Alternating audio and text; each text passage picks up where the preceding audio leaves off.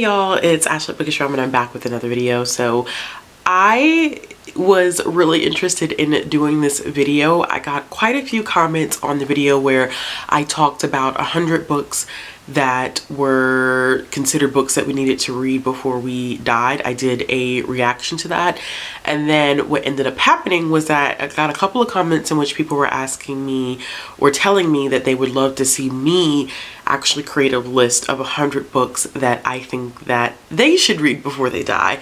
So I actually decided to put this up to a patron vote. If you didn't know, once a month patrons get the opportunity to vote to see a video that they would like me to do.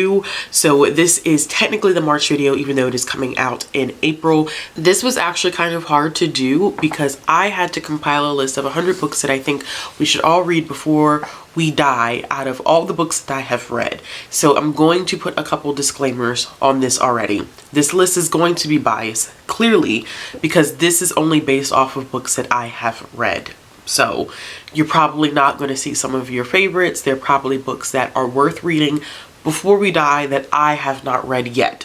So keep that in mind when you're looking at this list. This list does contain a wide variety of genres and target age categories. And you're gonna see some stuff like comics on here because there are some comics that I think are worthwhile in reading. There are some translated works. There could always be more translated works. I am working on doing better about that this year and going forward into the future. So give me a little bit of grace when you are viewing this list. This is out of all the books that I've ever read in my lifetime that I have kept track of or that I'm aware of. So I'm not going to go into an extensive explanation for any of these books. It's 100 books. If I did so, this video would be excessively long and I just don't want to do that to myself or to you. So I'm just literally going to give you the title of the book and maybe say a couple of words about the book, if that way that this book is short, sweet, and to the point. In the comment box below, let me know some of the books that maybe you would have liked to see on this list, or you know, if you've read any of these on this list, or maybe there are some books on here you're like, Ashley, I wouldn't have included that on my list. Like, definitely open to hearing some feedback on this. And while you're already here, make sure you hit that like button, hit the subscribe button, and hit the bell for notifications so you don't miss any future content. So let's go ahead and get started. Okay, so book number 1, and I should always say too that these are not like tiered in any way. So it's not like, oh, number 1 is the best, 100 is the worst. Like, it's not like that. I literally just compiled a list. So number 1 on the list, Anna Karenina by Leo Tolstoy. I couldn't leave this one off the list. My first Russian lit book. It is actually an amazing book, very, very heartbreaking, and it will take some time to read and pace yourself through it. The Yellow Wallpaper by Charlotte Perkins Gilman. Love this, read it in high school. One of the most memorable stories that I have ever read. Number 3 is Gachaguchar by Vivek Shanbhag, and I believe that I'm pronouncing his last name wrong. I have listened to it, but I still think I'm not getting it exactly right. I read this one for the first time this year. It was my first translated book from India, and so good. It's so good. It is short, but if you haven't read it, it's definitely worth reading. How Dare the Sunrise? Memories of a War Child. This is a great memoir. It really is a great analysis of what the American dream really means. Number 5 is Heroine by Mindy McGinnis. This is a tough book, but it is a great insight to the opioid crisis here in America. Speak by Laurie Halse Anderson. This is probably one of Laurie Halse Anderson's most pivotal books and such an important book. It is a National Book Award winner or finalist, one of the two. Number 7, Night by Elie Wiesel. This is one that I read in high school and made a huge impact on my life. Number 8 is Anger is a Gift by Mark Oshiro. One of the best books that I read in 2020. Talks about a lot of different topics and has great representation. Hood Feminism by Mickey Kendall. Great book for understanding intersectionality and how the feminist movement has often left out women of color as well as trans women. Sulwe by Lupita Nyong'o. great picture book that takes a look at colorism in the Black community. Number 11, Long Way Down by Jason Reynolds, one of my favorite books by Jason Reynolds that focuses on the cycle of violence within the Black community and how labeling our children can fundamentally ruin them. Number 12, The Nightingale by Kristen Hanna, my very first Kristen Hanna book. Beautifully, beautifully done. It is a book that focuses on two sisters during World War II. Number 13, The Deep by River Solomon. If you know anything about me or if you follow me on this channel, you know that River Solomon is just an amazing individual, and I absolutely love them, and The Deep is one of my favorite books of all time. Number 14, Just Mercy by Brian Stevenson. This is great insight to the legal system here in America and how a lot of what we look at as our legal system, criminal justice system, is not really fair to people of color. Number 15 is In the Dream House by Carmen Maria Machado, one of my favorite books of all time as well. It is a memoir that looks at abuse within the queer community. Number 16, Light for the World to See by Kwame Alexander, one of his best works, if I can say so myself. It is a beautiful look at the Black experience and is one that made me cry over and over again. Number 17, Life of Pi by Jan Martel. I don't know why people do not like this book, but it is an amazing book. I read it a few years ago. I'm due for a reread, but it is exceptional. Number 18, The Three Musketeers by Alexandre Dumas. I really love the dynamic between our characters in this book. It was one of the classics that I did read when I was younger. I can't remember whether it was middle or high school that we started it, but it was one that I actually did enjoy and found to be extremely accessible. Number 19, They Called Us Enemy by George Takei. Great nonfiction graphic memoir about the Japanese Americans that were sent to internment camps as a result of World War II in Pearl Harbor. Number 20, Girls Like Us by Randy Pink. This is a YA novel that I always recommend. It focuses on 4 girls who have all been impacted by teenage pregnancy to some extent, and this takes place prior to Roe v. Wade. Number 21, Their Eyes Were Watching God by Zora Neale Hurston. This is a Black classic. It's one that I think everyone should pick up, and I'm sure that a lot of lists that are professionally done actually do include this book. Number 22, The Bluest Eye by Toni Morrison. While this is the only Toni Morrison book that I have read, it made a huge impact in my life, and I think it's one that a lot of people should pick up. It delves into some serious topics that often impact the Black community. Number 23, The Immortal Life of Henrietta Lacks. This is one that is difficult to read in a lot of ways, I think. It is a story about Henrietta Lacks and how her cells were used for the advancements in the medical field without her explicit permission, and how there are still medical universities and organizations that benefit from the use of her cells, and they have not provided any compensation to her family. Number 29 is Ace, What Asexuality Reveals About Desire, Society, and the Meaning of Sex. I always have to actually look at that one because the title is so long, by Angela Chen. This is a life-changing book, and I think that it is a book that should be required reading, because I think that the definition of asexuality is often misconstrued, and Angela Chen does a wonderful job laying out some of those definitions and having conversations about what ACE does reveal about our society. Number 30, Animal Farm by George Orwell. I had to include this. This is actually a pretty good classic. Some people may disagree with me, but I think that the actual paralleling meaning of this book, even though it is animals, is quite interesting. Number 31 is A Kite Runner by Khaled Hosseini, and this is one that I have not read in a while, but it is one that I did read when I was younger and absolutely did enjoy, and it is one that I think a lot of people should be picking up, although I know a lot of people have read it, but if you haven't read it, pick it up. Number 32 is Like Water for Chocolate by Laura Esquivel. This is a great book that has some serious magical realism elements going on in it.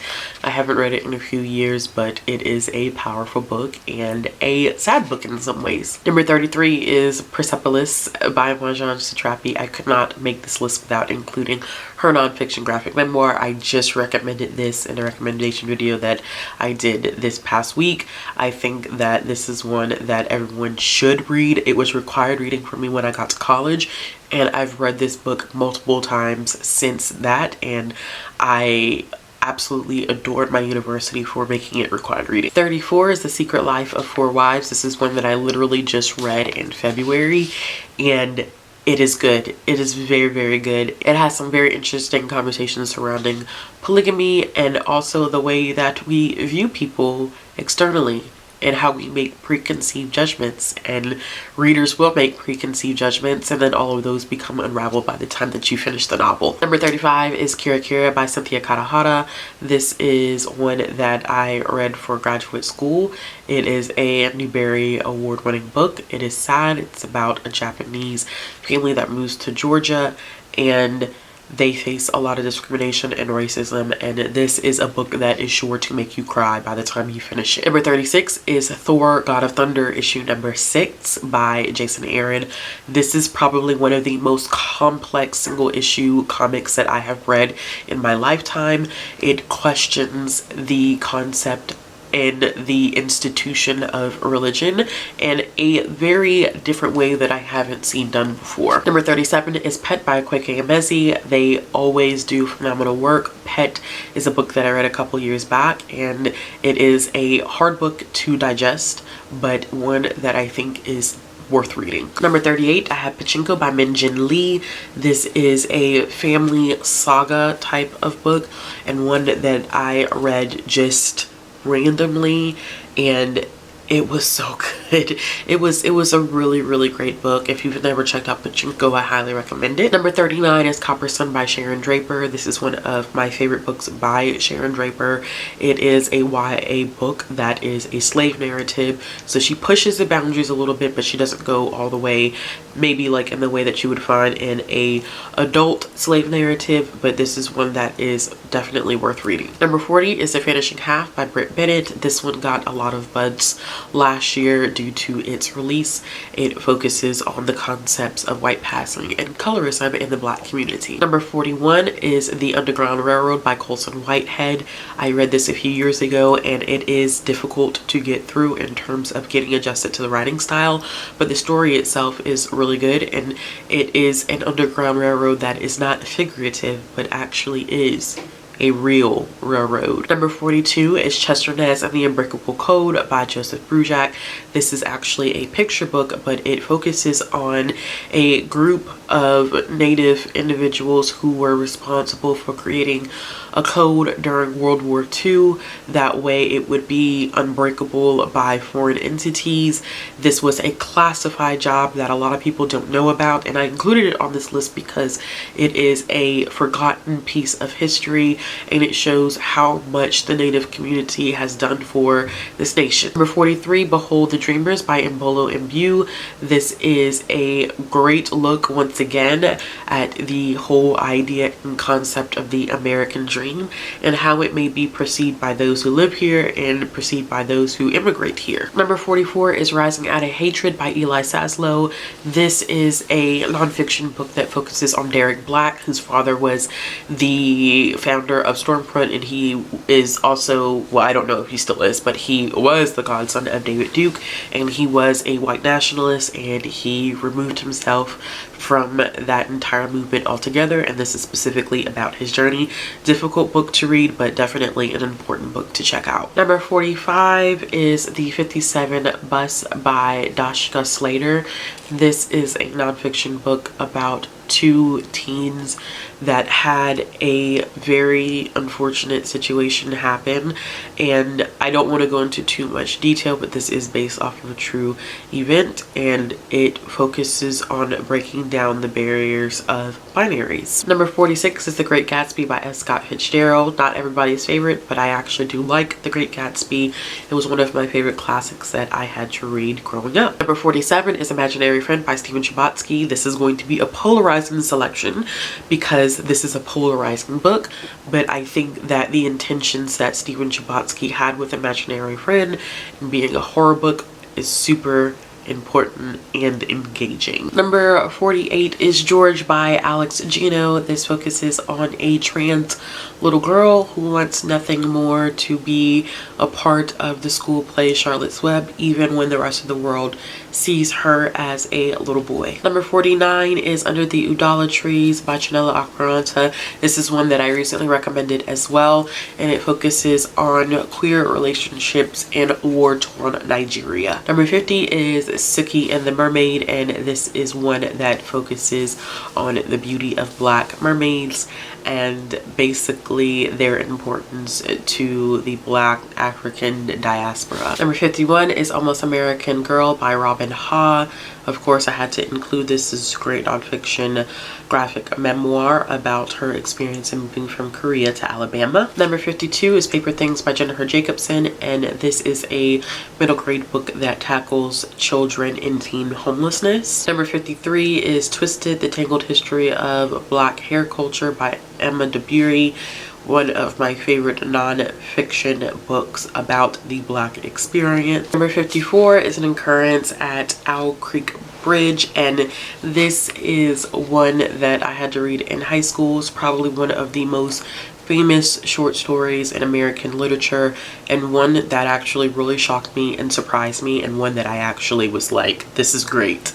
And I think it's one that I think a lot of people would enjoy. Number 55 is Crown Ode to the Fresh Cut, and this is by Derek Barnes. This is a picture book that once again focuses on Black hair culture. At number 56, we have The Arrival by Sean Tan. This is a graphic novel that actually has no words. It is only pictures, and it is a story about immigration. Number 57, The Coldest Winter Ever by Sister Souljah.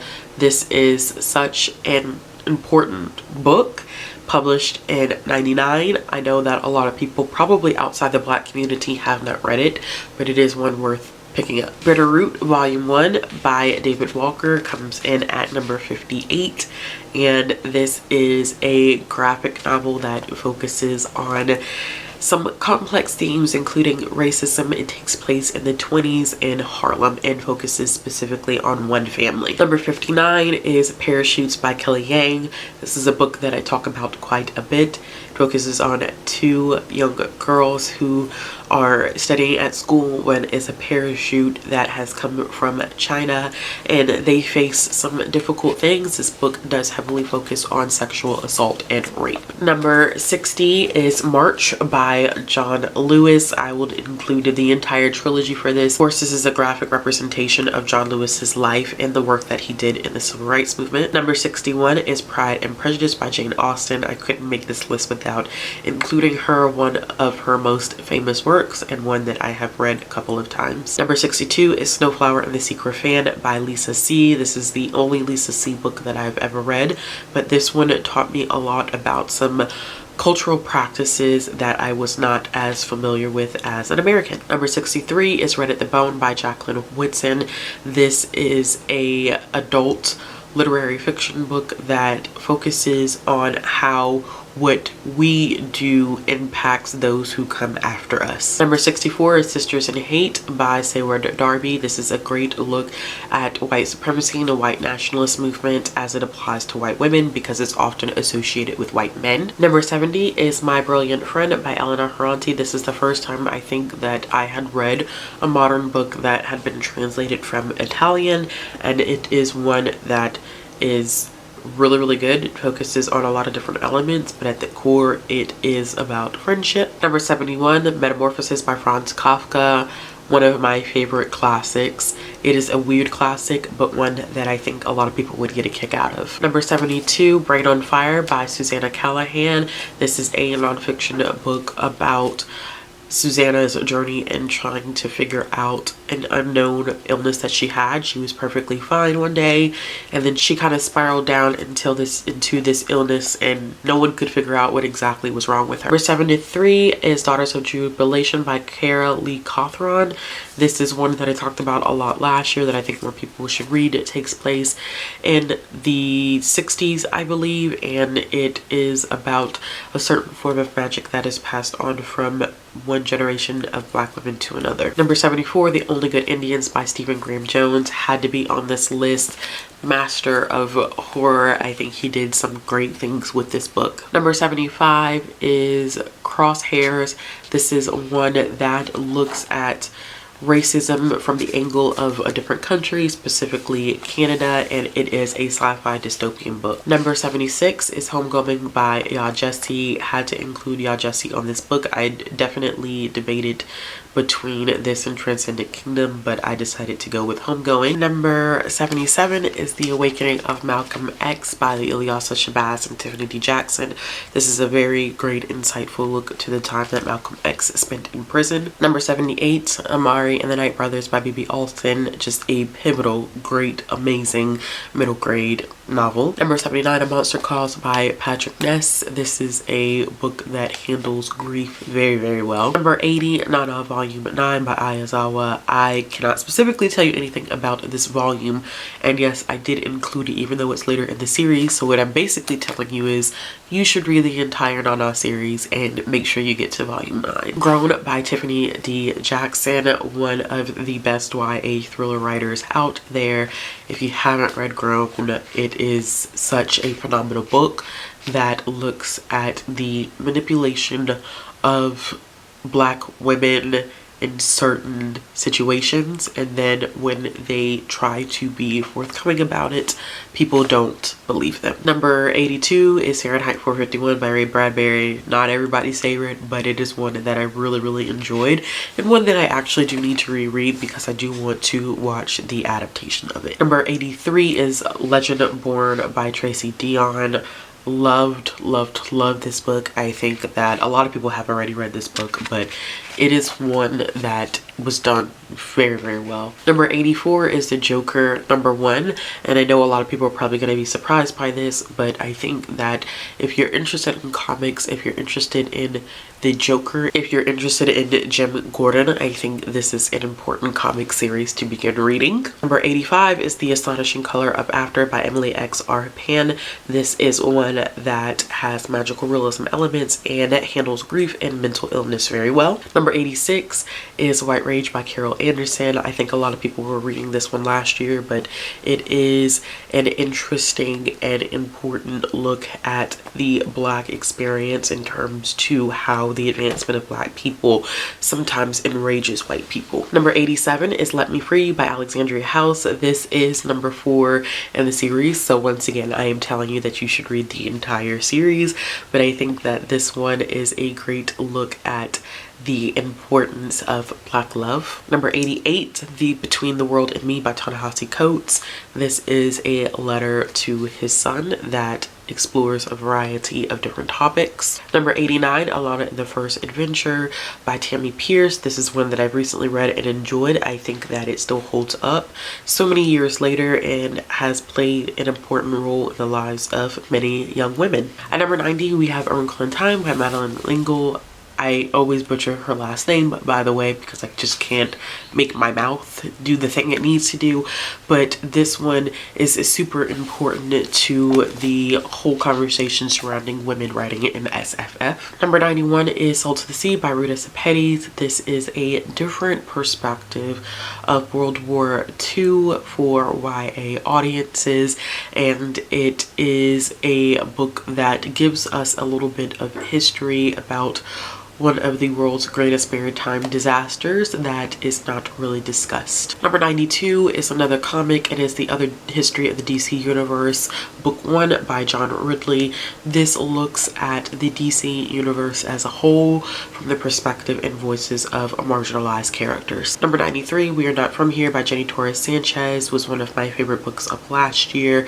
This is a book that highlights the experiences of children and teenagers that fight to cross the border in order to get to safety. This one specifically looks at 3 teenagers coming from Guatemala into the United States. Number 94 is Food Wars Volume 3 by Yuto Tsukuda. This is one that I had to include. So yes, once again, I am asking you to read the volumes before this one just so you could get to Volume 3 because it is one of the best volumes in the entire series. Number 95, This Is My America by Kim Johnson. This is a particular insight to the justice system, but not from the perspective of those who may have been prosecuted by the justice system, but the family members that are often left behind. Number 96 is The 100,000 Kingdoms by N.K. Jemisin. Is there probably another N.K. Jemisin book that will replace this book eventually? Absolutely, but for now I am including this one because it is so important and cool and unique, and I just absolutely adore it. Number 97 is Who Fears Death by Nnedi Okorafor.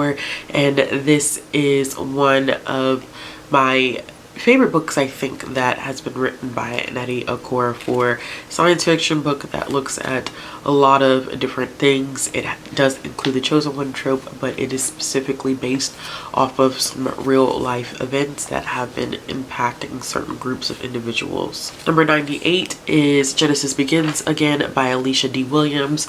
This is a middle grade / YA book that gives insight to colorism and texturism and how it affects children and teenagers. Number 99 is Not So Pure and Simple by Lamar Giles. This is a book that heavily focuses on toxic masculinity, especially in teen boys. And number 100 is American Street by Evie Zaboy. I definitely had to include this one.